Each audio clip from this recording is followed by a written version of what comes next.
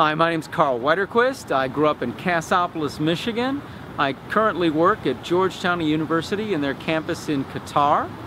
And I support basic income because I believe that no person on earth has the right to come between another person and the resources they need to survive.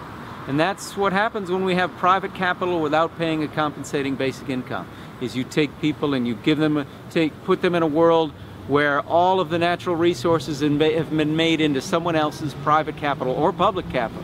And it's fine to do that. It's a good thing as long as you pay for it by paying back to the people with an unconditional basic income.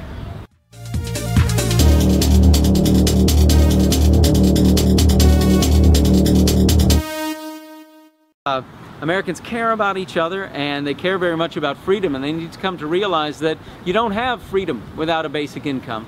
Nobody asked the poor people to have all the resources of the earth given to somebody else as their private property. And because of that, people have to follow a bunch of rules that our native ancestors did not have to follow. That once the land was freely available to all, and now we say you can't do this, you can't do that, because someone else owns that land, and they own all the capital and all the resources of the earth, and we owe back to that, and we're taking away people's freedom if we don't do that. And that's the message that I think Americans need to understand.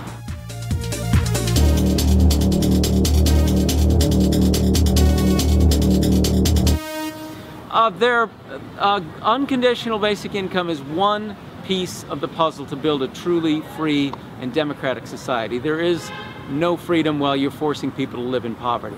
People who could get out of poverty if you just get out of their way and stop telling them they can't use the resources of the earth. They could build a great society for themselves. Instead, we're making them be homeless or live in shacks and shanties and take the worst jobs available. That's not freedom, and there's no democracy when people are completely under this threat all the time if they don't do what they're told by their social betters.